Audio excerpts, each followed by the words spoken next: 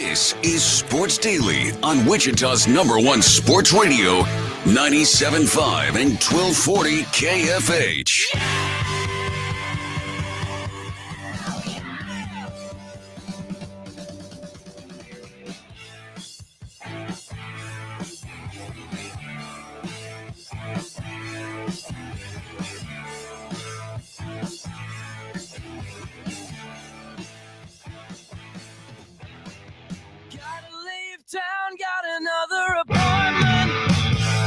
Hey there, welcome in everybody. It is another Sports Daily. I'm Jacob Albracht alongside Tommy Castor. Chad Chambers producing for us.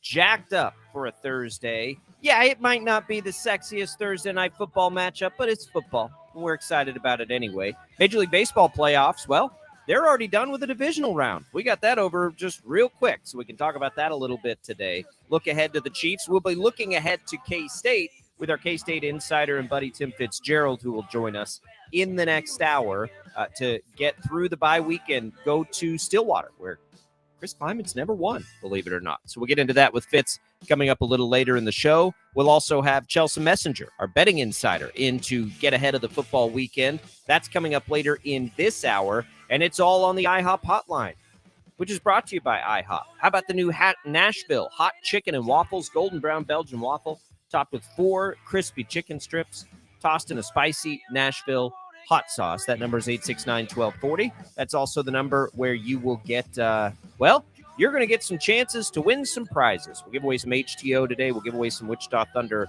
hockey tickets. Glad to do that. Wow, here we go. Tommy, I'm in a great mood today, if you can't tell. I can tell that you are. Yeah, good for you. You know, Paul and I talked about yesterday on the show about how the Rangers won game 1, but yet you weren't here to gloat and talk about it. Well, now, of course, you know, the Rangers sweep, and man, I can tell you're happier than you've been maybe ever. It's all intentional. I have to be careful not to jinx anything here. It is, you know, it was a great couple days, even though the game was at like 2:00 in the afternoon, and I'm working, TV and like trying to get things done, and it was taken care of, and I appreciate the Rangers for doing that, because I'd be a hot mess today. Can we talk about the attendance, by the way? Like how terribly attended those 2 games were in Tampa? Boy, I just don't know if a new stadium's going to fix that. I hope it does. I love Tampa St. Pete. So such a cool area. Yeah. I've been to that ballpark. I've been to the area around the ballpark is actually really cool. The ballpark itself is not. It feels like you're watching a game in a shopping mall. It's a very strange experience. They've had, I mean, you can make the case, Tommy, for the last, 15, maybe, God, are we even at 20 years now? Like, they've had the best organization in baseball. They're always good, always have been, and they don't spend any money. It's remarkable, but they don't draw. And I don't know if a new stadium is going to fix that, but man, that is just crazy to see. And here we are again. I don't know if a new ballpark is going to fix that there. Yeah, I don't think it is. I mean, it's like a 30,000 seat ballpark is what they're proposing and working on in Tampa St. Pete. And we talked about it yesterday, just about how, you know, they've got to try to draw more. Otherwise, I mean, think about all of the Major League Baseball touting the increased attendance across the board and, you know, more viewers, and how baseball is just significantly more popular than it has been in, God, I don't know, in the last 10 or 15 or 20 years. And that's the case basically everywhere except for in Florida and specifically in Tampa. And there are a number of cities that I would imagine would love to have the Rays, you know, in their market. Well, and we discussed a couple of places yesterday. They got their ballpark. Nashville and, you know, all of that. I mean, like they've got to figure it out in Tampa. Otherwise, they're going to lose that team. They've got their ballpark. I won't pretend to understand like the geography of the placement of the ballpark or anything like that. So I hope it works out. It's a great organization, and it needs to be reflective in that. But, you know, we'll get into the baseball playoffs throughout the show. And by the way, if you're looking for more daily baseball coverage on the Odyssey app, you can check out John Boy Media's Baseball Today, which goes through the hottest topics in baseball Monday through Friday. The Rays attendance certainly would be a topic of priority. On, do you follow John Boy, by the way? Do you know anything about him? Okay, so I follow him on Twitter, and he came to prominence as the guy that he's really good at reading lips. So he would do breakdowns. Oh, on, yes, I have. managers and umpires and Yeah, what yeah, they're yeah, saying yeah. to I've each seen other that. when they're That's funny. arguing. Yeah. Yeah, so that's John Boy, and he's like blown up this huge like baseball empire now. That's awesome. And we Yeah. have it for you on the Odyssey app. By the way, you also have the games. You can stay connected all postseason long with free Odyssey app. Listen to every postseason game live. So you've got that going for you. Download the Odyssey app to get started. You can. It's live games though are available for fans in that market, but you can hear all the coverage of it. So like if the Royals were in the playoffs, we'd be able to hear that on the Odyssey app. All right, Tommy, let's talk a little football out of the gates here because it's that time of year. You've probably seen it now. There yesterday, I believe it was yesterday, the only day this month that didn't have football. It was either yesterday or Tuesday. Of some sort, right? You've got either college football moving in, Maction, I think, gets started, all that stuff. Thursday night football is tonight. And I'm actually, and in it, you could call me a junkie or tell me that I have a problem and need to seek help, and that's okay. Like, I don't hate this game tonight, Bears Commanders. I don't hate it. And I don't hate it because it's two young quarterbacks, and I'm always intrigued to see who the good quarterbacks are going to be. Fields was much better last week. They didn't win the game. The Bears, at least typically, aren't going to give us a snooze fest, right? Somebody's scoring points, typically in a Bears game. The Commanders, Sam Howell looks pretty good, Tommy. Like, he's not bad at all, and they've got some good players. I don't hate this game. I haven't had a chance to see You Sam may be Howell the play only yet. one. I haven't had a chance to see Sam Howell play yet, so I'm excited about that opportunity. And fantasy football makes this a very relevant game. There's fantasy players all over this game. So, that keeps my interest there. Justin Fields is intriguing. Look, I get it. I want to see the Justin Fields of last year real bad. And he was better last week throwing the ball. Granted, it was against Denver. But I want to see the take off and run Justin Fields of a year ago, even if that doesn't translate to wins, because remember, the Bears were the worst team in football last year, but at least he was exciting to watch. They've got some really important things to figure out. And if they're going to move forward with him and be this bad, they've got to know. They made that call last year, and you see the play of C.J. Stroud and you see the play of Anthony Richardson, and it's like, yikes, right? Yeah, and now Caleb Williams right. is staring you down, and it's, you had the opportunity there for one of those other guys. Now, then maybe they would have taken Bryce Young, and the jury's still out on Bryce Young. It's way too early, but at least those other two, where you're like, all right, Bears, like, if you're going to get behind Justin Fields, why don't you just maybe think about letting him be the best version of himself? Well, and I don't think they're going to get behind, Justin Fields. I think they've given him enough time where I don't think that they are committed at all to the prospects of him being their franchise quarterback moving forward. Like, I think that if they end up in a position to draft Caleb Williams and Caleb Williams decides that he's not going back to school, they're going to do that. I mean, they traded that number one pick a year ago, when they had the opportunity in a really, really deep quarterback class to bring in Bryce Young or CJ Stroud or Anthony Richardson, and they chose none of them, and they committed to Justin Fields. They won't do that again if this season ends up being what we think it's going to be. And if it continues in the way that it's gone so far, they'll make a move, they'll make a change, and so I guess at this point, it's kind of like, why not give it a try? You saw what he can do. Of course, the Broncos defense is god awful, but you saw a little glimpse of what Justin Fields can do. And at this point, I think that really the Bears have nothing else to lose other than to just let him run wild. And I think that's exactly what we'll probably see from him tonight. I'm curious to continue to see the way that this Commanders offense grows and evolves under Eric Bieniemy. And if Sam Howell is a legitimate starting quarterback moving forward, I think the jury is still a little bit out on that. We've seen flashes from him as well. You might be the only one in the nation that is actually looking forward to this game and excited about this game. I'm not.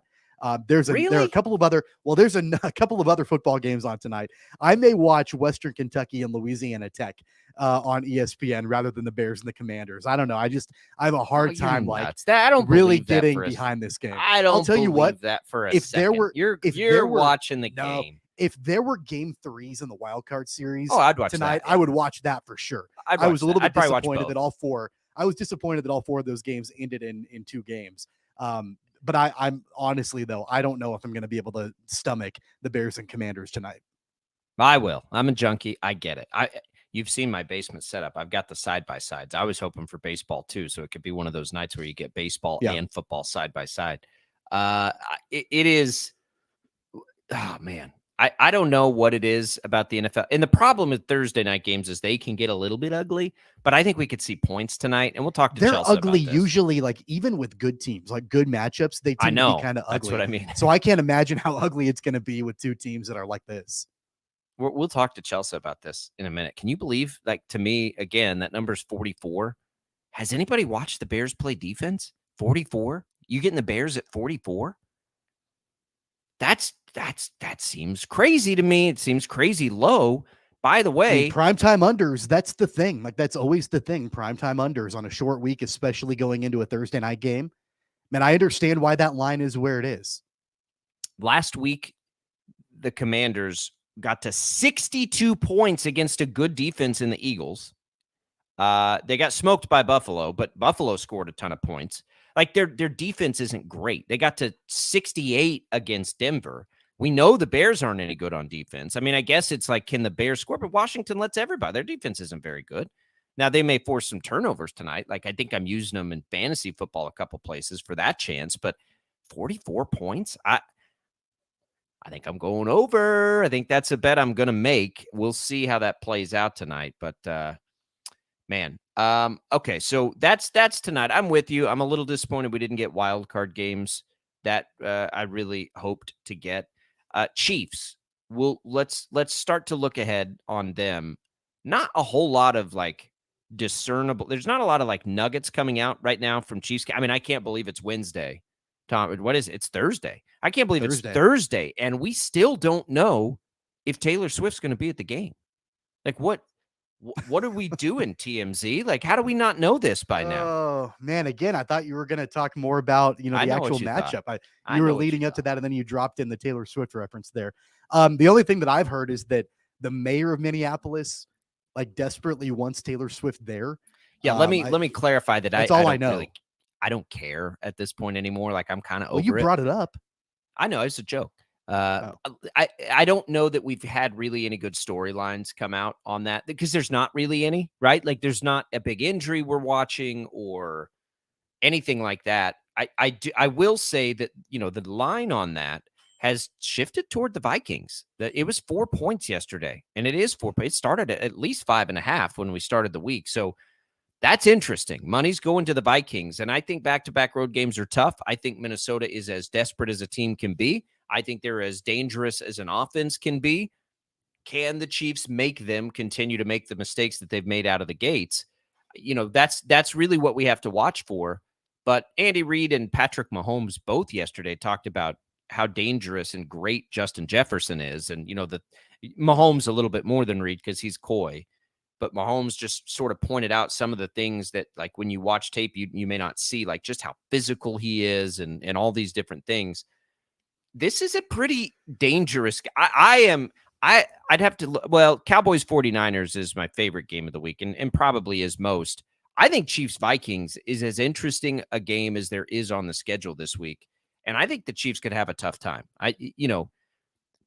It's so unpredictable when we talk about Minnesota this year, because they could fumble it 4 times in the red zone and get housed.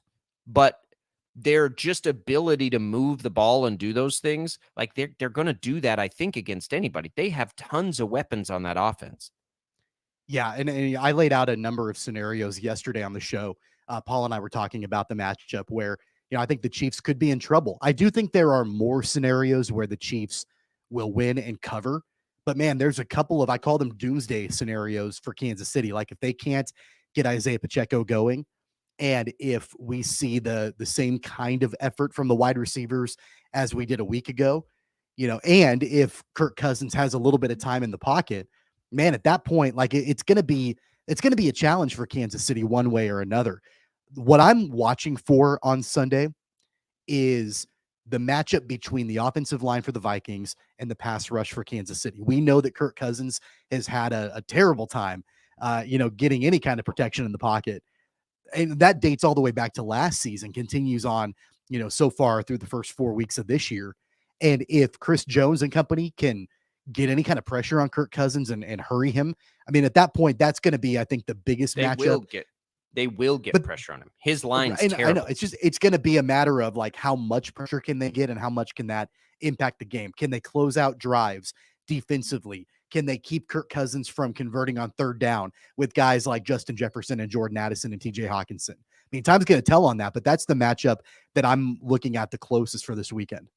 These two teams over the last handful of years are as notorious as any in football for playing close games, right? Like it almost feels inevitable that this is a close game. And, even when Minnesota messes up as much as they have this year, by the end of it, it's typically close, right? Like we saw it against the Chargers. We've seen it a million times with the Vikings. Like they're just always in it. They were going back a year ago. This isn't just like 1 year of data we have to look at. This is now a year and a month. The Tampa game, 3 points. The Philly game, 6 points. The Charger game, 4 points. Last week, it shouldn't have been, but it was just 8 points. So you're looking at this and it's like, okay, well, we know historically the Chiefs do the same thing. The Chiefs win those games, but they're always close. So like, I don't, it's really hard to imagine this isn't a very close game. And that's always dangerous, right? Because on the other side, if you're the Chiefs, you can do a great job all game long bottling up Justin Jefferson, and he can beat you on one play. And oh, by the way, they got another guy in Jordan Addison, the rookie, who can do the same thing. Yep. Like it's one of those, like, is this thing going to go back and forth and be tight? And then which team can make the big play? I will say this about Minnesota. I think that as far as like big plays, their offense is ahead of the Chiefs right now. Like the Chiefs it's so strange to even think about this, but it's true. Like the Chiefs are not a big play offense anymore. That's not what they are. Yeah. I also am not sure that there's a better group of wide receivers in the league than the Minnesota Vikings have combined collectively. And then you throw TJ Hawkinson in there. They're good at the top. Yeah. They are super, super talented altogether. And that's one area that, obviously the Chiefs don't have, that amount of talent at the top with their wide receivers. The other thing that I think is really important to keep our eyes on is the fact that the Vikings, I know we've characterized them as desperate. They were desperate against the Panthers last week at 0-3. You can't fall to 0-4, all of that. They've got an opportunity, if they win, to go to 2-3.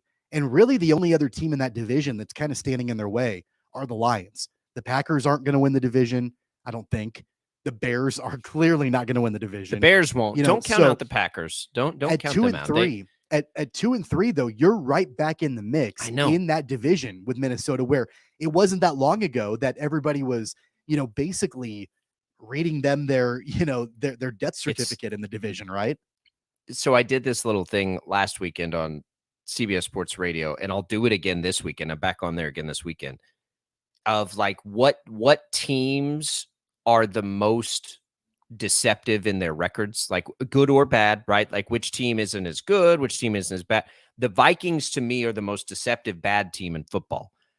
I think there was a point in time where you could have said the Bengals, you could have put them, but the Bengals are in big trouble. Like I'm far more worried right now if I'm a Bengals fan, because and that's partly because their aspirations were so high, but their problems seem much larger than the Vikings, who, when it's mistakes like that, that team shores up mistakes and all of a sudden is very dangerous. What's interesting about Minnesota, and this will be a good, like, remember that they brought in a big time defensive coordinator. He doesn't have much talent to work with, right? Like there's not a lot there, but they probably are going to get better over the course of the season defensively, right? Offensively, they're good, but Brian Flores, that's kind of what he does. So like if their defense it's sort of like when Spags first got to Kansas City. Not a lot of talent to work with, but you can kind of, work building that system a little bit. And so, I could see that, and their offense, if it's healthy, it's as good as any in football. I don't get the Kirk Cousins hate. Like that dude throws from his back 90% of the time, but there is not a more consistent, like, get the ball where it needs to be guy. He has no protection. And the Chiefs, I'm with you. The Chiefs have got to exploit that real quick and try to make them make a few mistakes and build a big lead. By the way, right now, you can get the Minnesota Vikings to win their division at plus 550. I think that's a pretty solid value. I mean, at plus 550, like sprinkle a couple of bucks on that. I don't think that they're clearly not the favorite, right? But Vikings man, they're in a much better position now than they were before. Out. Viking fans are pulling their hair out right now listening to us. I work with two or three. I have, for whatever reason, I work with two right now that I can think of, like big Vikings fans, and have worked with a lot of Vikings fans. That fan base is filtered through the local TV media. But I'm telling you, they're pulling their hair out right now because they're just they're like, no, it's terrible. Get it over with. It's done. Like, rebuild. And I keep saying, like, guys, I think they're not as bad. Like, as are they going to win a Super Bowl? I don't think so. But they're not. I'm with you. I think offensively, anyway. Look, the Lions deserve our credit for what they've done. They've been as advertised, and good for them. But I'm with you. Vikings scare me a little bit this week. They scare me a little bit. We'll get more into that game. What did Chelsea think from a betting perspective on it? And does she think I'm nuts for even considering an over in a Thursday night primetime game? We'll get her thoughts next. Our betting insider joins us on the show as Sports Daily returns.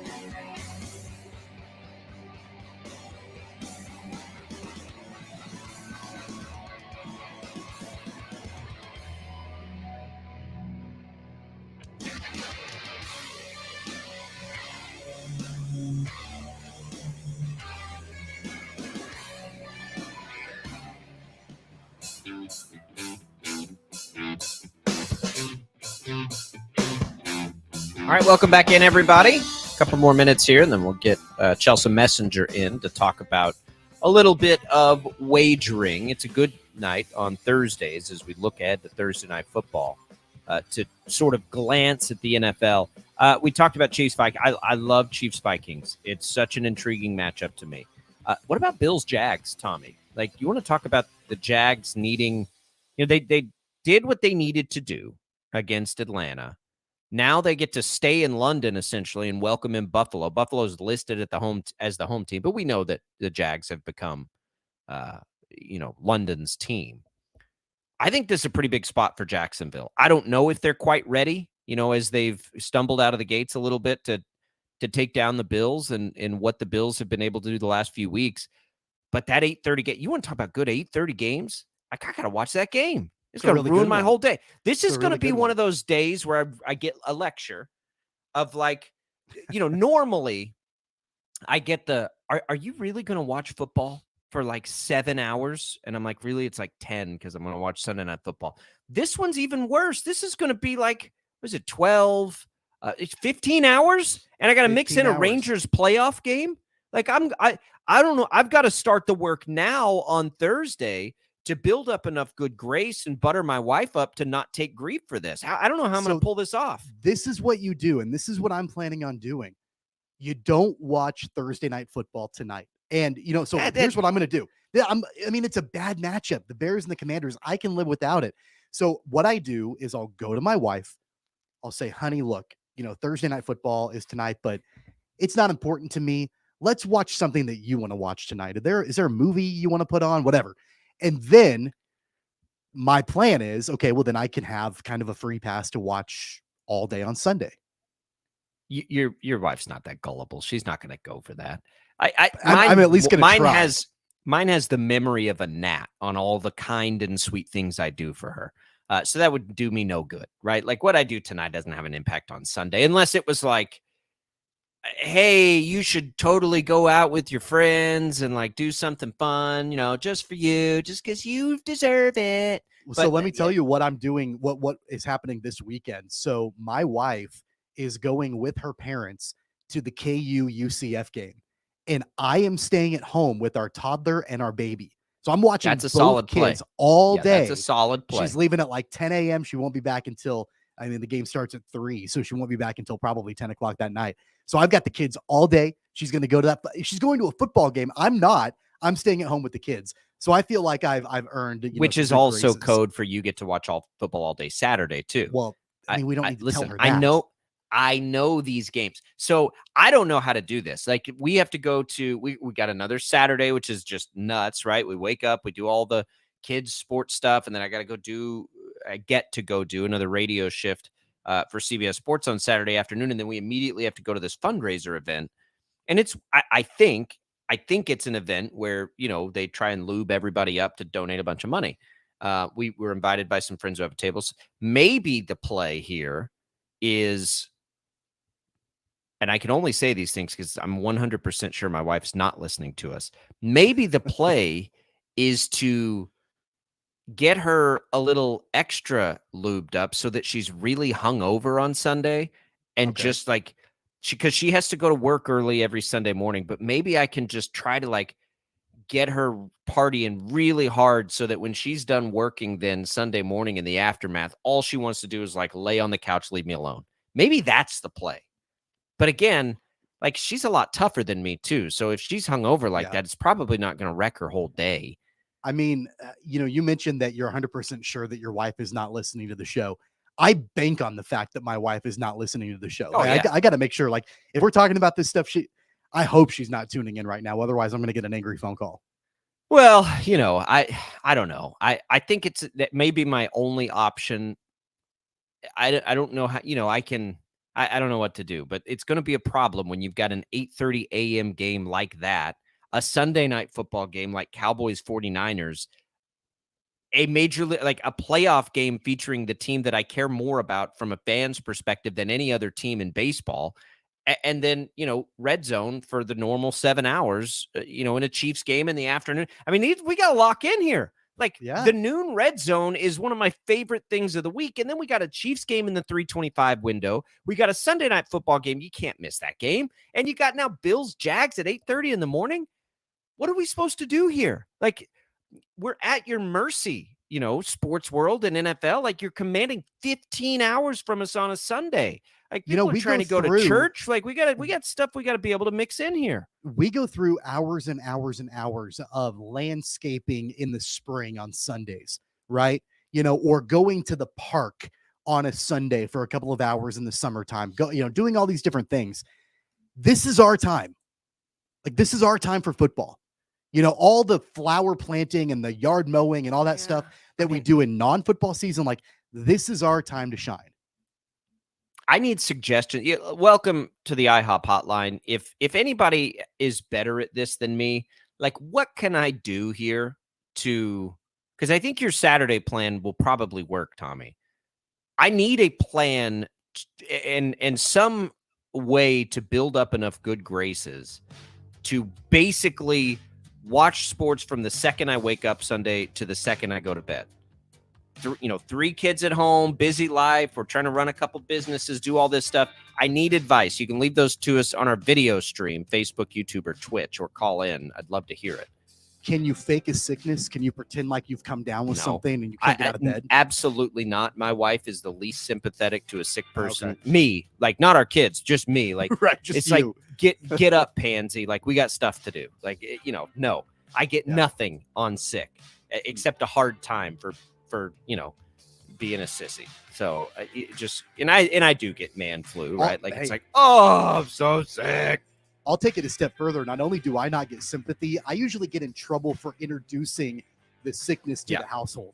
So it's not only like no sympathy, it's that I can't believe you would get sick right now. Yeah, we're too busy for that. Maybe I can fake a heart attack. I don't know. 869-1240 is the number to call.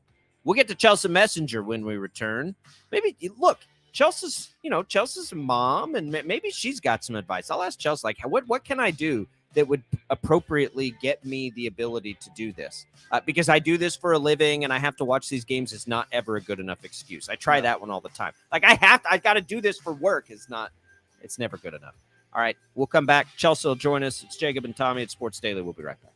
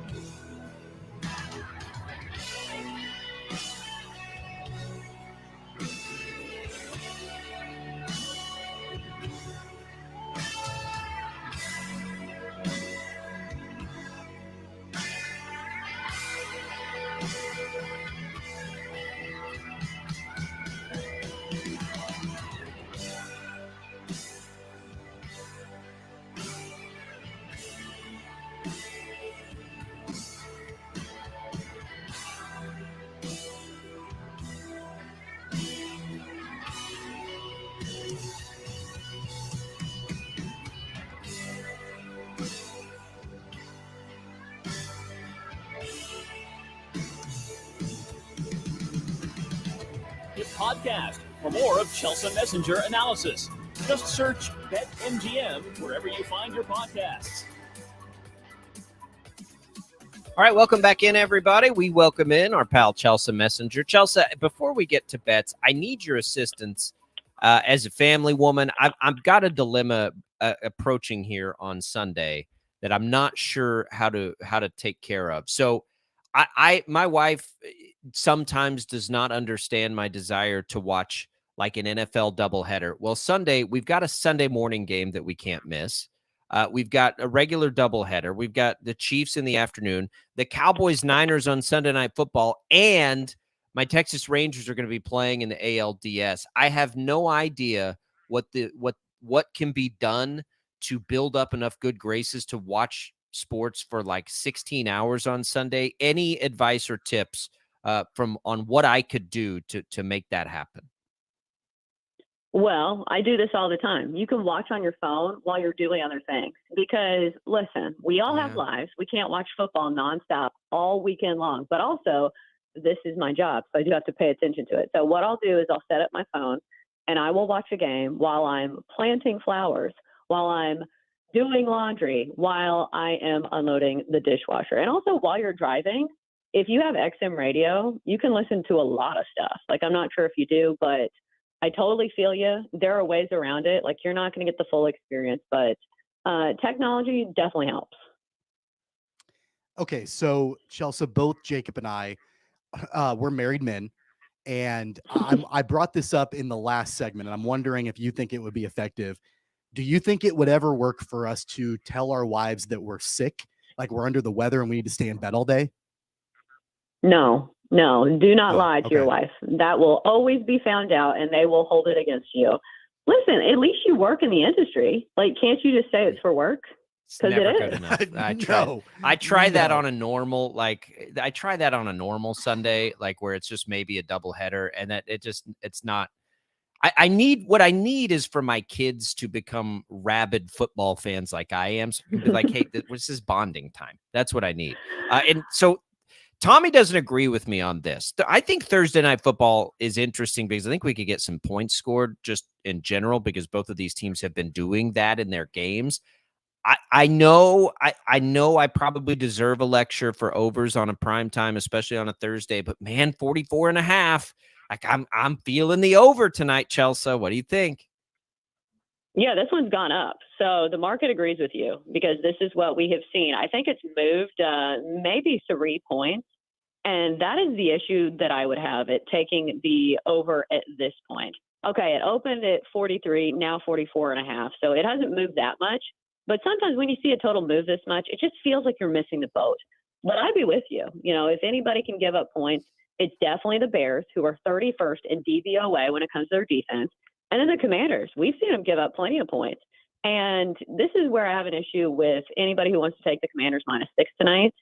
We've seen them not succeed in this position when they're supposed to win and when they're supposed to lay a big number. First game of the season, wasn't it? Cardinals almost lost that game. I remember because I had the Commanders in Survivor that week. So it feels like the Commanders are a team that you want to back when they're underdogs, but not necessarily when they are laying a big number. You've still got to remember that Sam Howell is a young quarterback as well. He's not technically a rookie, but what does he have, like 5 or 6 games under his belt as a starter? So this one is tricky, but if you believe that there is going to be a lot of offense, I think that means you play a lot of props in this game, because if you think there are points, you think that both these offenses are going to be moving the chain. So I think this is a perfect game where you do a same game parlay for fun and throw in a bunch of props that kind of support both offenses. And maybe that's how you make this game interesting. Yeah. How do you feel about Justin Fields in this game? Of course, you know, he had actually a really good passing game against the Broncos defense last week, 4 touchdowns, 335 yards through the air, didn't run it a whole lot, 4 attempts for 25. How do you attack a player like Justin Fields in this game tonight? Yeah, he's gone over his passing yardage prop in 4 straight games because they keep setting it so low. And like eventually he's not going to get it. I think it's 198 this time. But the thing is, if the game script is still going to be there where the Bears are behind, he's going to continue to throw the football, and it is a low number. The other player that kind of correlates to that is DJ Moore. I think his prop is worth a look tonight. It's 50.5. It's a pretty low number for a receiver that's already had 2 100-yard receiving games. Last week had 131 yards. Granted, that was a very back-and-forth game. And going against the Denver defense that, yes, gave up 70 points to the Dolphins. But still, without Chase Claypool in the mix, I think we see DJ Moore get even more of the targets. He's leading the team in targets already. So if you think that Justin Fields has a decent game here, you look at his yardage prop as a quarterback, or you take a look at the receiving prop for DJ Moore, who is the number 1 receiver for the Bears. All right, Chelsea, anything else from this game? Because I like those two before we move on to the others. I haven't seen Howell play, but everybody can score on the Bears. Washington's defense, they can get pressure, I guess. I just can't find, where it would be that they shut somebody down. And even if they get a huge lead, there's garbage time possibilities. I'm with you. I like the Bears props on this. Has Justin Fields been easy to bet or difficult to bet, do you think? Because he is getting low numbers right now.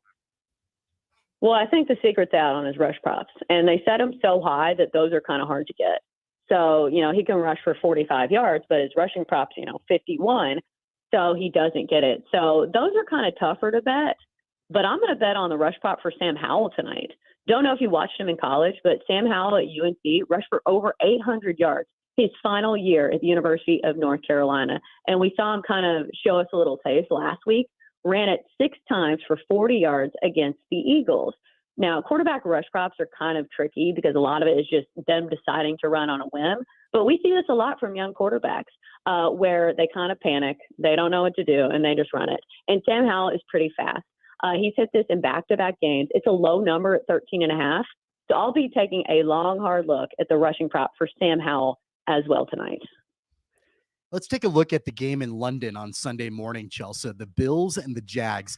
The Bills, I think, made a massive statement a week ago against the Dolphins and just what they've been able to do offensively, putting up the number of points that they did. And then their defense looked pretty solid too against a really powerful Miami offense last week. Of course, they have to travel overseas to London. The Jags are already there. They're fairly rested, all of that. And the Jaguars did what they needed to do against the Falcons a week ago. This is a pretty intriguing matchup, but to me, it seems like the Bills have far too much firepower. Your thoughts on this game? I think when it's on the road in London, that's when things get real tricky. And especially when you have a Jacksonville team that plays in London, what feels like every year. I'm pretty sure they do. It feels like this is their second home. So this is a situational spot where, yes, you see the matchup and you see how good Buffalo is. But sometimes there are these situational spots where you're including travel, you're including little X factors like the Jags being comfortable in London. I think I'd take a look at the Jags plus 5.5. Plus, I think we have not seen the Jags offense and the full potential of it just yet. Like, granted, it's not a great matchup against this Bills defense, but still, I think situationally speaking, I would go with the Jags here plus 5.5. Real quick, and we'll get your favorite plays in just a second, but let's talk specifically about Chiefs Vikings. Big number. We all understand why. It's interesting to me. I think the numbers shifted toward the Vikings a little bit, but these are maybe the two poster boys for playing close games, even sometimes when they're not supposed to be. Yeah, this was 5.5 on Monday. Vikings getting 5.5 at home. And we've seen it quickly be bet down to 4. And I think you're right. The Chiefs are one of those teams that just haven't been blowing out other teams. But eventually it's going to be there. I think that's a sabotage factor. And plus, they've got a great matchup against this terrible Vikings defense. It's going to give up a lot of points. I think I would lean towards the over. 52.5 seems very high. But if anybody can do it, it's these two offenses, because that's what the Vikings do have going for them. Kirk Cousins, as bad as his decision-making can be, in the worst of moments, they still have the potential to put up some big numbers here. And even in garbage time, I think it's the Vikings offense that at least can add something to the equation here. And another game that might be good for props. Anytime you see a really high total between two teams with great offenses, those are the games that you kind of target anytime touchdowns, some quarterback props, receiver props, you name it. So maybe that's a good candidate for, Justin Jefferson anytime touchdown. Or if you just want to hit the over, I like that as well, 52.5. All right, Chelsea, let's look at some of your other favorite plays this weekend. What else is on your – and this could be college football too. College, pros, what are some of your favorite bets of the weekend? Yeah, let's stick in the pros for just a second, and we'll go the Patriots and Saints under 40. Look at these two offenses. Do you really think that they're going to light up the scoreboard here? I think not. Neither of these teams have scored 20 points all season long. In fact, the Patriots defense is really the only good thing about them. I know they just lost Christian Gonzalez to an injury, but they did just sign J.C. Jackson. Not sure if he'll be ready to play for this one, but still, their defense is solid.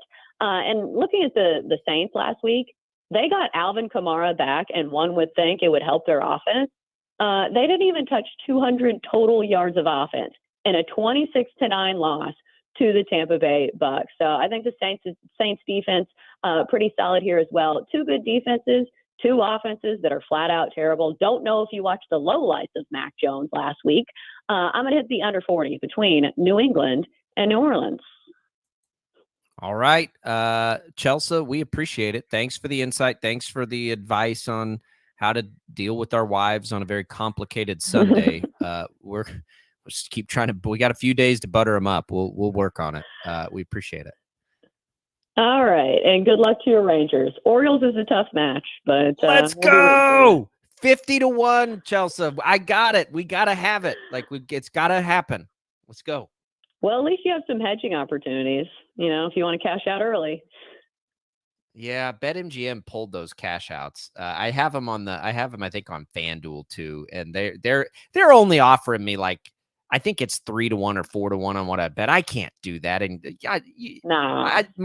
I would never sleep at night if I did that and they won. I'd rather lose, I think, than do that. We'll see if that goes up though. If that goes up, I'll think about it. All right, thanks for having me. There goes Chelsea Messenger, host of the Daily Tip and Odyssey Sports Betting Insider. Insider calls presented by BetMGM. Go check out all the latest lines today on the BetMGM app. All right, let's do a giveaway here. We've got Wichita Thunder hockey tickets. We've got HTO. Let's do some tea right now. We'll do Thunder in the second hour. We'll give away 2 free tea cards to HTO. More than 25 flavors, including now peach cobbler and apple pie. You want some fall variety? Get your hands on some of that. You can get those at Wichita East, Wichita West, or brand new in Derby. And we'll get you 2 free cards. So check it out right now on our IHOP hotline. First caller during the break, Chad will get somebody hooked up. We'll give away Thunder tickets in the next hour. 869-1240. We'll be right back.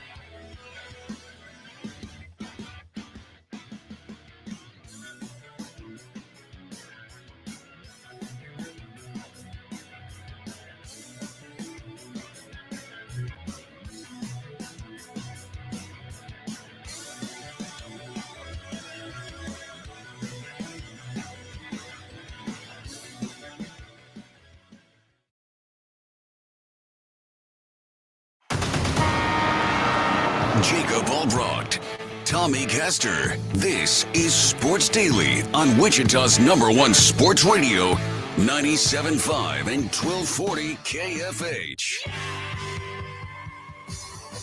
He's got all the insight on what you want to know, and maybe some of what you don't want to know. Here's K-State insider Tim Fitzgerald.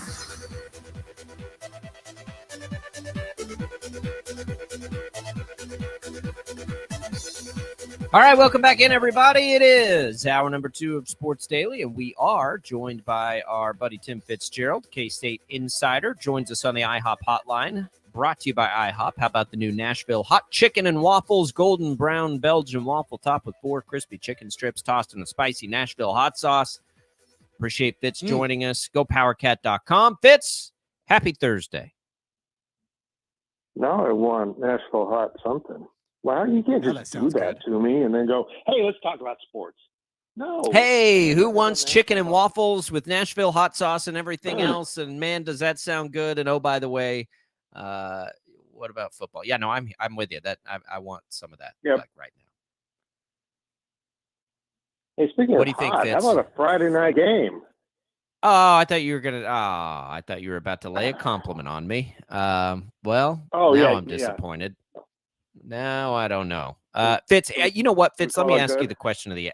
You're a married man. Let me ask you the question of the hour here. We're having a hard time. So Sunday. So this even expands it further. Now, K-State plays on a Friday night. So I'll be working some high school football and doing some other things. But there are a lot of folks out here. You've got K-State on a Friday night. You got your normal slate of college football on a Saturday.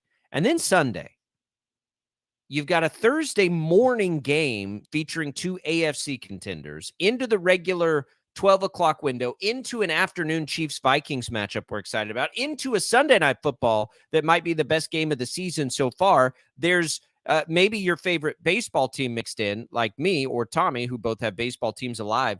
How on earth can we build up the goodwill enough to just say, hey, sweetie, pretty much checking out for the next 3 days. Like, good luck, have fun, whatever you got to do. Like, I don't know how to get this pulled off this weekend. I usually, and this isn't advice that works for everyone, but I usually stage a kidnapping of my wife. And you know what? I'll pay the ransom eventually after like 3 days. But everyone, I just make sure she's safe and protected, and they don't beat her up too much. My wife punches really hard, so I don't know that I could get anybody to sign up for that. That's the truth. I'm very scared of my wife. Yeah, we all are. Let's be honest. We can act tough. We're all scared of our wives, which is why this is a problem in the first place. Well, it starts with K-State on Friday. I don't know, clearly this is by design, these good Friday night matchups. We've had them all year. KU's played a couple of Fridays. We had a ranked matchup last Friday. What do you think about these Friday night college football games? I was on the fence at first because it contends with high school football. Right. But I don't hate it as much this year when we're getting quality games there. Yeah, no, I agree with you. I think it creates an opportunity for high schools maybe to move their games to be in a better window. Just as the Big 12 is doing this for TV entities to get to better windows, more viewers, I feel like high school football could do it. Manhattan Junction City is Friday night here in Manhattan, and I really feel like playing that game Saturday morning at Bill Snyder Family Stadium might have been a really cool play to get the most out of it. But you know what? It stinks, but it's the way it is. If you're the Big 12, you've got to do these things because, let's be honest, this Kansas State-Oklahoma State game, if you look back over how the games have been slotted throughout the season, this is an FS1 game at best, if not, getting thrown on Big 12 plus streaming. So, it's an opportunity for these two programs to get on ESPN and to be on a big platform on a night when there's not much other college football. So it's a great opportunity for, speaking for Kansas State, which luckily they don't let me do, but it's a great opportunity for the Kansas State football program to get in front of a lot of eyes. How healthy are the Wildcats coming off the bye week? Of course, we know all about the banged up issues that Will Howard had. Trayshawn Ward didn't play in the last game before the bye week. How healthy are they coming out of this bye week into the game on Friday? Very, with the exception of two season-ending injuries that we know about. Daniel Green, a middle linebacker, and Asa Newsome, an outside linebacker, a true freshman who was playing on special teams, are both gone for the season. And again, I come back to it's amazing how injuries attack a position on football teams. It looks like linebacker is up this season for K-State, but Keegan Johnson's better. R.J. Garcia's better. The two guys you mentioned are better. We talked to Christian Duffy, who missed the first, 3 games. And now that he's had time to work out and get back in shape, he says he's ready to go every snap at Oklahoma State. So physically, outside of that linebacker spot, K-State's in good shape. Which is great news. Will Howard, it's not even really a question. At that position, though, Avery Johnson, we keep waiting for him to get used. He's kind of not getting used. I mean, What do you think the strategy is there? Is it just that they just want Will Howard in all the time? I don't know. I thought by this point in the season, Johnson would have some things designed up for him and become a weapon, but it's not happening. What do you think the reason for that is? I think they're torn between playing him and redshirting him, and they're just kind of letting things play out. They're not forcing anything. They thought he could help them at Missouri. He did, but they didn't rely on him enough, in my opinion, with that quarterback run game that was seemingly working a little bit. But I think they're trying to manage to see if they can get to the end of the season with only playing in 4 games and preserving that red shirt. I don't see how it's going to happen, but I think the end of this game might be, what we find out is, look, I think K-State's going to get away from Oklahoma State. Not nearly as bad as it was last year, but I think there's a gap right now between these two teams, the two programs. And if he doesn't play here, maybe that tells you they really are interested in getting a red shirt on him and maybe only throwing him into action if Will Howard's, really injured or they really need him in a game because of what he brings to the field. Fitz, in your mind, what the heck is going on in Stillwater with the Cowboys? Are we at the end of the Mike Gundy era or getting closer to the end of Mike Gundy there? I mean, it just seems like, I know they're 2-2, but getting blown out by South Alabama, they lose to Iowa State on the road last week. Offensively, it just doesn't seem like it's there for the Cowboys. What's your assessment as we're leading up to this game on Friday night of where things stand with Oklahoma State? Well, I feel like this is their last stand for this season. And I know that's early and they've got a lot of winnable games ahead, but they're coming off an off week where they can maybe recreate their locker room, try to rebuild some trust in that room and maybe put some schemes on the field that K-State doesn't expect and maybe, get some momentum and pull off the win. But I think he's lost his team. I think he's lost his locker room for issues that, he doesn't agree with the transfer portal and the NIL. And this is just how he's going to do it. And, it's kind of like protesting by gluing yourself to a road. It ends up damaging you as much as anything. So it's weird to watch him take some of these stances. And honestly, I've had multiple people tell me in his press conference, he just looks like he's really not that invested in Oklahoma State football right now. It's a mess. It's a mess. It's a guy that decided he's not going to change at the times, and he's going to keep driving his covered wagon no matter what these fancy people from Ford say. And it's sad to watch, how long he's going to put this fight up, but how long can Oklahoma State let him use their program as a platform for him to scream at the clouds like an old man? So it makes me sad, to be honest, because Oklahoma State football has been so good, so consistent, and on the cusp of greatness, and it's just like he surrendered the fight. Yeah, I'm a man. I'm a 40. Feels like it's been 40 years ago for Gundy. Yeah. And look, Kleiman's never won in Stillwater, though, right? Like this isn't. It's a big number. K-State looks fine in it, but there's a reason that Kleiman's never won in Stillwater. He's had some really good teams in those years, and he hadn't been able to do it. I do think it's still dangerous just because it's a road game in the Big 12, no matter what you do. You got it. I mean, in this conference, no matter where you venture, you're going to get a dose of motivated football and good home crowd on hand. The game's a sellout, so it should be packed, which says a lot about Oklahoma State fans. And I'm eager to see if K-State can get away early, because I feel like if they open up a lead by halftime, Oklahoma State's just not going to have much fight. And I think that's really when we're going to know the course of the game is by the time we get to halftime. If it's close, it's going to be a dogfight. Oak State might be at an advantage because the home field that they have and those great fans. You know, I had this thought in my mind, Fitz, with the game on Friday night, thinking that the potential is there. And I think it's a fairly decent likelihood that this is a great chance for the Wildcats to have a statement victory. I mean, we talked about the fact that it's in prime time, talked about the fact that, you know, they are coming off of a bye week. They're healthier. Things are not good for Oklahoma State right now. And the fact that, you know, people are not really talking about the Wildcats nationally like they were a couple of weeks ago before the loss to Missouri. So, I mean, I know it can go a couple of different ways. Like it can be a statement win, but then, you know, that also maybe has the markings of a trap game. But really, in your mind, what is it going to take for Kansas State to not only win the game, but actually make a statement nationally with the way that they dispose of Oklahoma State? Yeah, I mean, they just need to, you know, this K-State team hasn't come close to playing its best football. They've given up big plays in a way that the defense typically hasn't.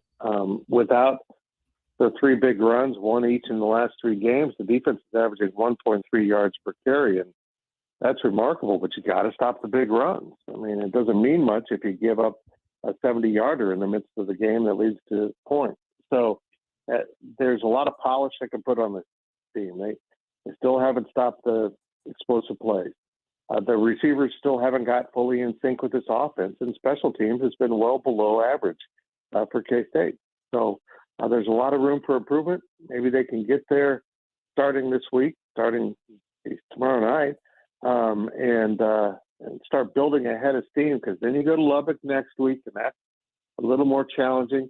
You come home for TCU. We still don't understand the Frogs fully, and then you get Houston, and they're a little bit down before you go to Texas. If you concentrate on each one of those games, you should win 4 straight, you know, in addition to beating UCF, before you go to Austin for what could be a really big game. But you got to take care of business one at a time. All right, Fitz, what do you think about Texas, Oklahoma this weekend as we look at the Big 12? Do you think, you know, Venable's a guy who's, you know, somewhat near and dear to Manhattan and K-State fans? Yeah. Texas looks really good. You think Oklahoma can get it done in the Red River? I don't, but only because Oklahoma is such a mystery. I mean, they played no Power Fives in their non-conference. SMU was the best, you know, program that they played, and TCU beat them, you know, by the same point spread. I don't think SMU is overwhelmingly good. They might be good in the American this year, but I don't know that they're that elite. And then they played Cincinnati and Iowa State in conference play. We don't know a thing about Oklahoma, and they're 5-0. We know a little bit more about Texas. They played, of course, at Alabama. We don't think Alabama's as good as they have been, but that's still a very notable place to win a game. And then I think Kansas, even with Jason Bean, is a little threatened. I almost feel like Texas toyed with them a little bit. And I think Texas has got a whole nother level that nobody in the Big 12 can match if they put it out there. But that's the problem with Texas. They don't always put out their best product, and sometimes they kind of go through the motions. I don't think they'll go through the motions in the Red River rivalry. Sorry, my second-year-old brain went to like a very childish place when you said Texas doesn't always put out a good offense. I was just like, natural pause. Let's go. All right. God, that caught me off guard. Sorry there. All right. So that one's there. I don't think anything's changed, right? KU, it still feels like Texas, Oklahoma, K-State. KU, as far as teams that could win this league, KU, I don't think is there, obviously, without Jalen Daniels. I guess the question becomes, can they be there if Jalen Daniels is a weekly game time decision, which I think that there's a chance that happens, which kind of sucks, right? We don't want to see that. But, I mean, what do you make of that situation in Lawrence? It's a mess. I mean, how do you have quarterbacks that are somewhat similar, and as much as the coach want to say, well, they run the same stuff, they don't. I mean, Jason Bean has a more limited palette of what he can do, and maybe things off of that that you'd want to use that doesn't match up with Jalen Daniels. Jalen Daniels is a dang Heisman candidate when he's healthy. Let's be real. Yeah, Yeah, he's special. But let's look at what they've got this week in UCF that apparently has serious issues with tackling and run defense. If you just put in an option game for Jason Bean and some things he can throw off of that with, and with those great running backs, you're going to win the game. But you don't have time to prepare that because you think you're going to have Jalen Daniels. Maybe you go ahead and prepare the option game with him, but that kind of gets away from his strength. So it's a problem, and it's. I wonder if we're going to get to the point where he just shuts down for the season and uses the red shirt because he's only got 3 games in or whatever it is. So I don't know, guys. It's unfortunate. He's an electric player. He takes KU to a new level. They just aren't the same without him. But if they have to go without him, at least they can try to make the most of it with a game plan that fits the quarterback on the field. I'm with you. They'll have time to prepare this week. This will be a good week to check it because we know. I mean, maybe Daniels plays, but at least we know Beans had the reps in practice. All right, Fitz, what's up at GoPowerCat.com right now to get folks ready for tomorrow? Whoa, so much going on right now because with the Friday game, it got kind of everything compressed. The pregame podcast is up live on YouTube, podcast platforms. You can find that at GoPowerCat. Our Friday walkthrough, which is another form of a preview, actually goes up this evening since it's a Friday night game. And we've got other podcasts and stuff out there. But the biggest news, if you want to, get more K-State news, we're having a sale now. It's a flash sale. It ends tonight. 2 months for $1. So you can get through the rest of football season and give us a test drive and see what you like about our coverage and, support us with $1 stinking buck for 2 months of coverage. $1. Check it out. It'll be worth it. Fitz, we appreciate it. At Life of Fitz on social media. Enjoy the game tomorrow. We appreciate it. And let's get some chicken and waffles soon. Yeah. It's the Nashville Hot. That is the whole new, that's just taking it to another level. That's just, yeah. That was some syrup. I mean, come on now. That sounds pretty good. Maybe that's what. Maybe I'll take my kids. Maybe I'll take my kids to IHOP and then act like. Here's what I'll do. I'll take my kids to IHOP so we can get some of that, and then I'll just pretend like when I get home they were absolute demons and terrible, and it was just oh my god, it was so bad, and then I just got to, and then I'll sit down and watch football for like 9 hours and see if that. That's good. That's good, but the problem is feeding your children Nashville Hot might actually make them demons. Oh, I wouldn't feed. Yeah, no, I won't feed them that. One of my kids, okay. One of my kids isn't a chicken. She'd try it, but yeah, no, the other two absolutely not. No. Okay. All right, Fitz, we appreciate it. Thank you, boys. There goes Tim Fitzgerald. We'll talk to him again next week in the aftermath of that Oklahoma State game.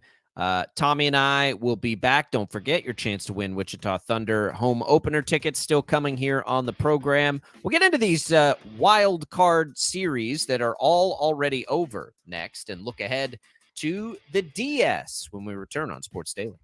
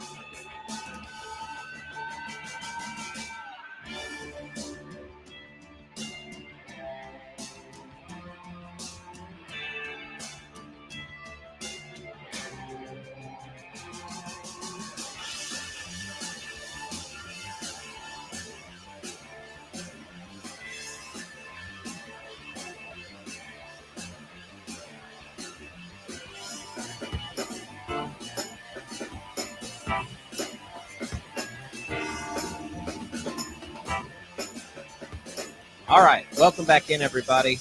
Sports Daily. It's Albracht and Castor. Let's talk a little baseball. It's that time of year. We are through the divisional, the wild card rounds, Tommy. And, on one hand, I'm really glad that the team that I follow made it through with somewhat ease. But I do wish we had a decisive game 3 today, but we're not going to get that. The Phillies, the Diamondbacks, the Twins, and the Rangers all advance. I feel the worst for the Brewers. But, man, you got to feel good for the Twins, snapping that long streak. We're talking like pre-Joe Mauer days since the last time they were able to win a playoff series. So good for them. The Rangers, of course, have never won a World Series. It's been a while for the Diamondbacks. I don't really care about the Phillies and Marlins that much. You have more of an interest in that game. I'm sure you would have rather seen the Braves play the Marlins than the Phillies. But, the Braves are the favorite, so it shouldn't really matter as much. How did they do against the Phillies this year? They did, I think, pretty good to start the season. The Phillies really caught fire later in the year. But man, that was an epic game last night, the Phillies and the Marlins. That grand slam that Bryson Stott hit was absolutely incredible. The atmosphere electric, and I don't even like the Phillies at all. But I can tip my cap to them and their fans in the city of Philadelphia. It's going to be a heavyweight matchup between the Braves and the Phillies. I'm super excited for it. Of course, from a competitive standpoint, as a Braves fan, I would have loved to face the Marlins. They're not as good as the Phillies are. And just all that firepower that the Phillies have with Bohm and Harper and Castellanos and Trey Turner and Kyle Schwarber. Like, they've got a ton of great players and really good pitching too with Zach Wheeler and Aaron Nola. They're a pretty stacked squad. It's going to be a great matchup. And honestly, we talked about it before. It's going to come down to the pitching for the Braves and how effective they can be. But man, I think that out of the 4 teams that advanced, I think as far as like, if you're going to power rank them 1 to 4, the Phillies are absolutely at the top. Yeah, I think that's probably, but that's the thing about baseball is you kind of have to reevaluate everything when you get into the postseason, right? We all know that starting pitching matters. So, like, for instance, the Rangers, who have, again, an historically bad bullpen, right? Like, it's been awful. But if you think about, like, okay, well, what if Aroldis Chapman is what he was when he first got traded and can find it for, potentially 7-8 games here down the stretch? The top of their rotation, even with all the injuries that they've had, their top 2 with Montgomery and Eovaldi are good. And their lineup's as good as there is in baseball if it gets hot. And it is kind of hitting right now. So that's a team that is more dangerous probably now than you might have thought it was at one point. The Twins are a really complete team, right? Like, the Twins have a good lineup, have a great bullpen, but the top of their rotation, maybe not quite, but you like it. Sonny Gray and Pablo Lopez have been good. So that's a team, again, in the postseason that looks a little bit different than it might in the regular season. Whereas a team like the Orioles, like, what is the top of the Orioles rotation going to be, right? They've got all these good young players. It's probably a little bit different than them in the regular season. I think there's some similarity to the Braves there too, although they have Strider, obviously, which makes things a little bit different. But 2 great offenses. Do they have the top end of the rotation when you get into a series against the Phillies, who are going to run out, Nola and Wheeler at least at the top end? I think baseball that's what makes the baseball playoffs fun. You can't really cheat baseball when you get into longer series. Like, you do have to sort of have everything all together. And the best rotation doesn't always win, right? The best offense doesn't always win. Bullpens seem to me to matter more than anything, which is why I'm terrified of the Rangers. But it is sort of a start from scratch moment. The other thing about baseball, Tommy, and this is what makes it maybe more difficult to win it, it's such a streaky sport. Right? Like, you get your offense gets hot at the right time. We saw the Royals sweep the Astros. We saw the Royals run off 6. That team wasn't good at all, yet they can find a way to win 6 games at any given time. That's how the Phillies There's made that it to, factor too.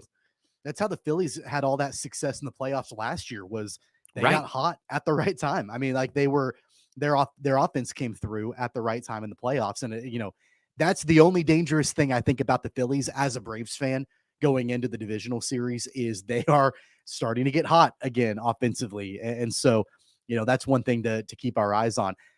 I would say that I'm out of the teams that are sitting there waiting to play in the divisional series, the ones that got the buys, the one team that I'm the least confident in is probably Baltimore. And that's not a knock at all on their players. I mean, they've got great young players and they've been so much fun to watch. And clearly they're doing something right to win over 100 games.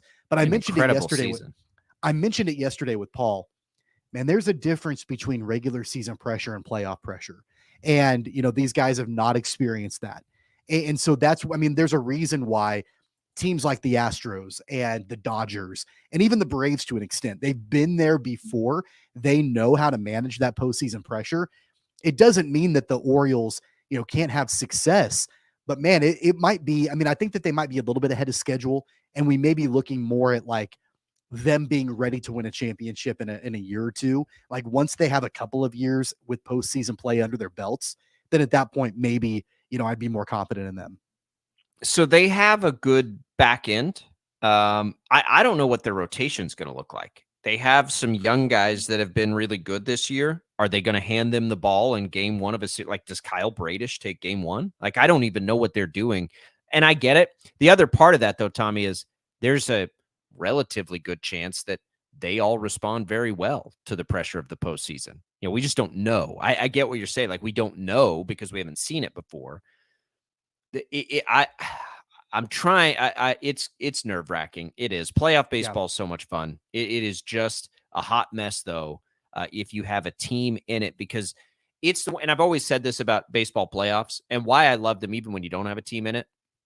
When you get the amplified pressure and attention on literally every pitch, it's hard to beat it. Like, it is hard to beat that, like, anxiety and emotion of like every pitch potentially. Like, it's so different. Maybe, and I'm just thinking about this out loud here. Is there a sport where the viewing experience changes more than baseball in the postseason? The reason we love football is because it always feels that way. Like, it doesn't get any more. It's always that way. That's why we love it. So it's not like you get to the postseason and now all of a sudden, no, it always feels that way. Baseball is lackadaisical by nature in the regular season, right? Like, it is kind of I don't want to say lazy is not the right word, but it's not like an emotional on the edge of your seat experience. Laid back, relaxing, I think, to an extent. It's almost like the difference between a golf major, right? And like the final day of a major versus the first day of a random tournament in the summer. Yeah. Baseball amplifies that way in the postseason where you're just locked in every time. Every pitch is bigger. Every at bat is bigger. Every decision that is made is bigger. There's a reason why. And I feel like it hasn't always been this way. It's been in the last, I don't know, decade or maybe even a little bit longer, where you've got managers, and the best managers, the ones that win the championships, are the ones who know how to manage in the postseason. And there are countless examples of managers that overmanage in the postseason. And Dave Roberts with the Dodgers has been criticized, to no end with some of his decisions over the years in the postseason and his tendency to overmanage situations. But that happens a lot where you've got, because every pitch and every at bat is magnified, and you've only got a limited number of opportunities to win and advance. And it comes down to a lot of times decisions that the managers are making. And so I've heard arguments before that in baseball, the manager is extremely overrated. And I don't buy that at all. When you get into the postseason, like every decision they make, it matters big time. I was talking, my dad called yesterday. We're obviously both big Rangers fans and we have our bets and we're having fun with it. He just like, I can't figure out, why does he keep batting Robbie Grossman third? Like, why is he batting Grossman third? I'm like, Dad, I don't know. I have no idea, but it's Bochy, right? Like, this is the playoff whisperer here. Like, sometimes in managers, and this is why Texas brought Bochy in, right? Like, I don't know why he's batting Grossman third. Maybe it's because he thinks he might be good to lay down a bunt. I don't know, but I got to kind of trust it. Like, this is what he does. Now, the one thing, though, is bullpen management has changed tremendously for a guy like Bochy, for instance, Tommy. Remember when he could just, basically change pitchers with every at-bat. It was his most frustrating thing about playing against the Giants in the postseason, whether that was the Royals, losing to him, or whether it was when the Rangers lost to him. But now you can't do that in baseball, right? You can't do that anymore. You got to pitch to, a minimum number of batters here. So it's almost like, and I want to know if baseball trends back to this, because we saw what Bochy did sort of become the trend in baseball. One of the things I hated about the game, by the way, and why I think the rule changes are better, one of the things that slows down the game, doesn't let you build any momentum, is that you can't do that anymore. So it's almost like, think back to the Royals in their heyday there. I wonder if teams don't try to go back to that, where you just sort of assign late innings to guys, right? Like, you've got this inning, you've got this inning, you've got this inning. We are going to lock you down at the end of a game, no matter who it is, because you got to basically pitch an inning anyway now as a reliever. I do wonder if that becomes a trend again.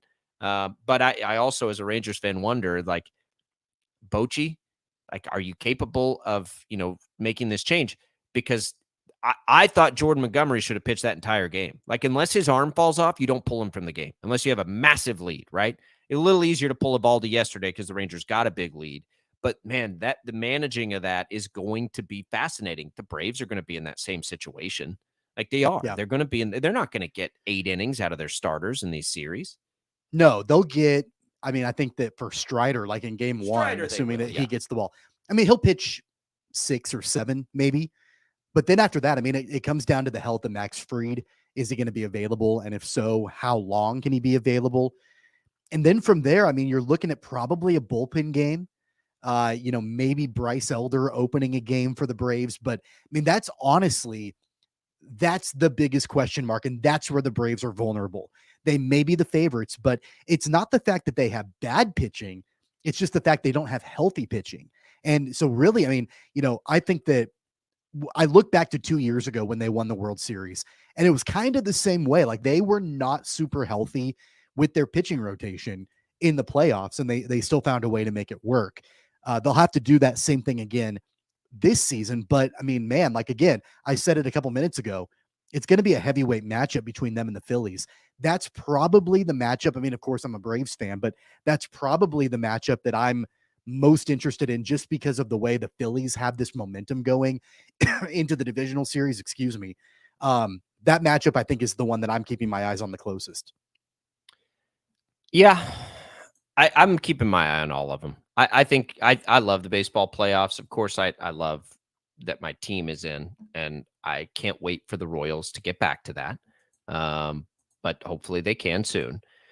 We'll see. I'm nervous. I'm the right kind of nervous, though. Major League Baseball postseason, when you're in it, is a blast. And, good luck to everybody's teams out there. If you don't have a rooting interest, again, I'll say it again, root for the Rangers so my kids can go to college. Or the Braves. I'm okay with that, too.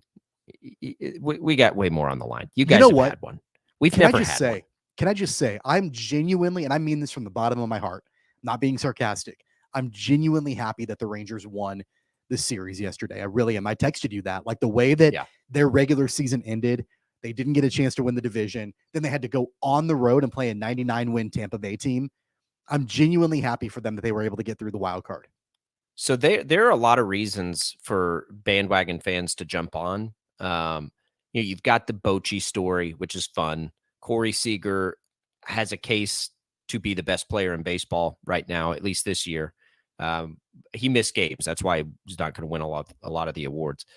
But remember that DeGrom was out. They went and traded for Scherzer. Scherzer's out. They went and traded for Chapman. He's been a train wreck late in the year. Yet here they are. They've got a young player that is one of those kinds of young players in Evan Carter. Like, he's been incredible in that series.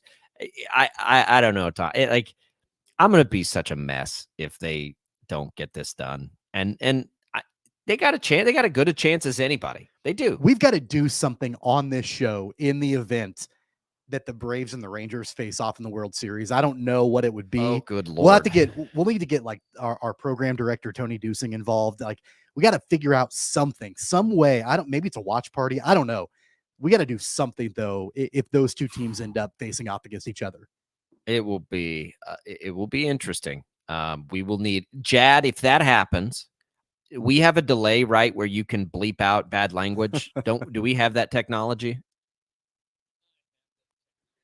I do have that Yeah. technology. I don't like using it though. Well, let me get your trigger finger ready if it's a Braves Rangers World Series, because there can be some trash talk and some emotion spilling out on this thing, and just to be forewarned there. All right, let's give away some Thunder hockey tickets on the way out here. Tommy, what do we got?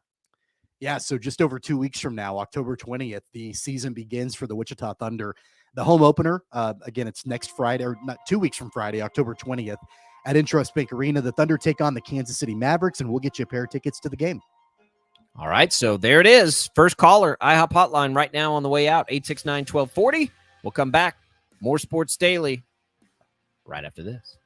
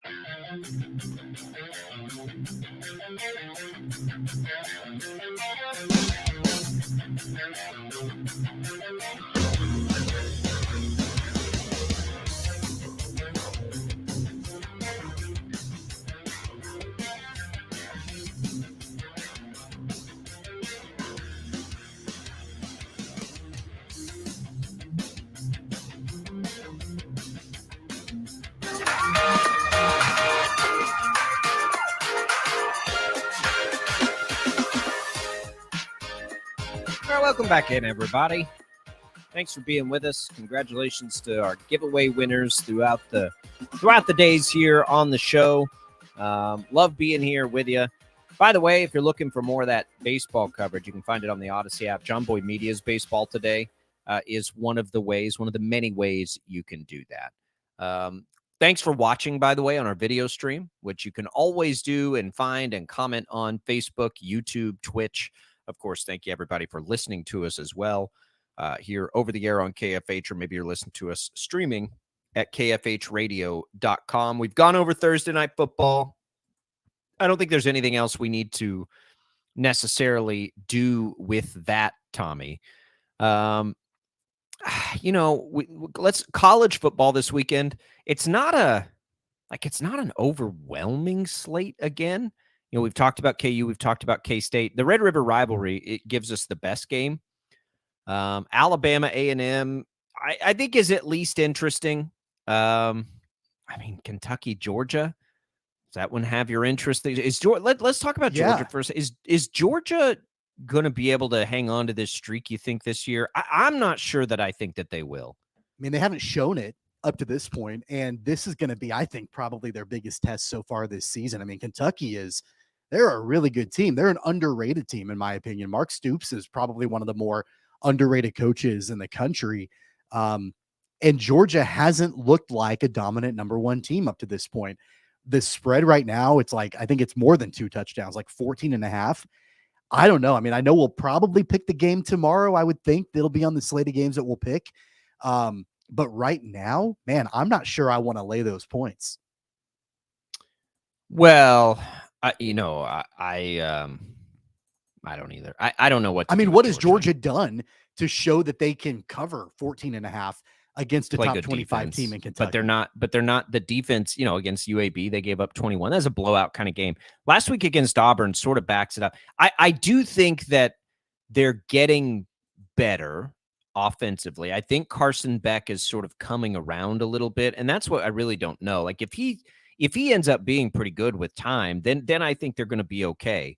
But if you look at their schedule here, they've got Kentucky this week. That's a home, but then they got to go to Florida. They host Missouri and Ole Miss. They've still got to go to Tennessee. I think they're probably fine to get into the playoff again. It's just, can they keep the streak alive? The last time they lost, I believe, was the SEC championship game of 2021 was the last time they lost a game. I don't know if I think they're going to be able to keep that up through an SEC grind this year. Good for them if they do. These streaks always intrigue me, but I'm with you. I haven't seen it. And like this week in a game, 14.5. Here's the problem for me, Tom. I haven't seen 1 second of Kentucky football this year. They're good. I mean, they are good. They had a good win against Florida, but they've also played Ball State, Eastern Kentucky, Akron, and Vanderbilt. But look, the game against Florida, not only was that a good win, that was a great win. They boat raced Florida, right? And Florida at the time was ranked and they weren't. It wasn't even close. And that was a decisive statement victory for Kentucky. I'm not going to sit here and say I think they win the game, but man, right now at 14.5, if I were to have to choose right now, man, I think give me Kentucky to cover that. What about Washington State? I know we're not going to spend much time with Washington State, but Washington State's sitting there, man. And like they're 13th ranked. I think they're for real. Washington State and Oregon State, I wonder if they can play their way into a conference this year. Why does nobody want them? I mean, both of those Because teams are their top 25 draws, teams. It's because none of this matters about how good your football team is. Yeah, Matters true. about how much people care about your football team. That's what's unfortunate about it, is that it doesn't matter. I don't think. Now, if they go do something special, maybe. I think that their coach has been very smart in challenging the ESPN guys and keeping himself in the headlines, which by nature keeps his team in the headlines. If I'm his athletic director, I greatly appreciate him doing that.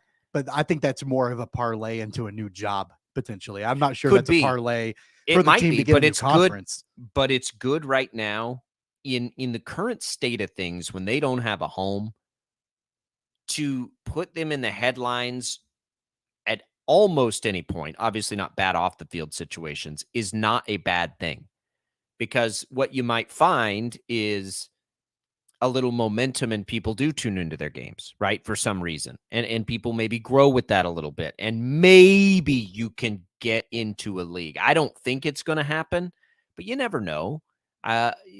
Oregon State and Washington State, since Mike Leach has been there, have been good programs at Washington State.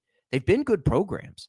Like, again, a perfect example of it's not about, and that's what we went through with the Big 12, right? And everyone was like, okay, State, it's not about how good your team is. It's about how many people watch your team and how your attendance is. And I don't believe that their attendance has been spectacular. So I don't know. I think the entire country is rooting for those two teams to get into a Power Five. I don't think there's anybody on the planet that doesn't want to see that happen somehow, because you feel bad for them. That from the very beginning of all this, my greatest fear was that current Power Fives would get left out. It looks like we're going to be down to just two of those teams, but I still don't want that to happen because that sucks. And as a guy who's followed KU football for years and years and years, man, that fan base, the KU fan base, be so grateful that the program has improved and in a place where it is now, because it very easily could have been Kansas as one of those teams left behind in all of the shuffling and all of that. So, I mean, credit Travis Goff and Lance Leipold for getting that program to a place to where they weren't going to be left behind. Because I mean, look at Oregon State and Washington State. Both of those two programs are really good football teams, and they're looking for a conference right now. Yep, they are. And it's listen, it's I don't know what's going to happen to him. KU may have been okay because of basketball, but yeah, you never want to take it for granted, and don't take coaches for granted either. When you got one, don't kick them out the door if you can. KU's got to keep one. We'll see how that goes. They play Saturday. We'll have it. We'll have it covered next week. All right, let's take our final break here. As we make our way through, we're going to tell you what's on tap coming up. It has to do with that Thursday night football game, which, look, if you're trying to win those brownie points and you want to make it to listen to the game, then don't watch it. You can listen to it and get other stuff done. We'll tell you when and what's going on there next as we wrap up a Thursday edition of Sports Daily.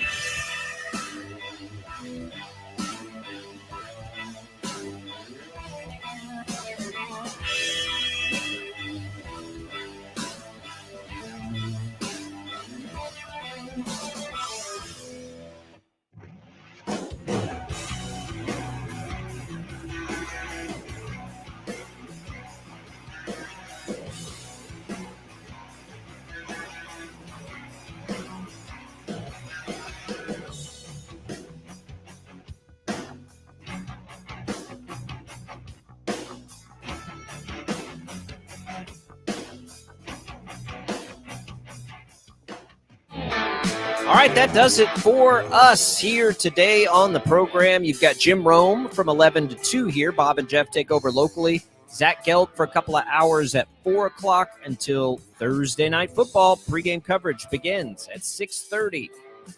Bears Commanders. Might be some offense. Hang in there, everybody. You could get a little offense in this thing. You can go back and listen to maybe some ways to bet it. KFHradio.com to hear our segment there with our betting insider Chelsea Messenger earlier in the program. That'll do it. We'll be back. Picks on a Friday. Paul Savage will be in to join us for a little bit. High school football previews. Voice of the Wildcats, Wyatt Thompson, joining us for Jad and Tommy. I'm Jacob. See you then.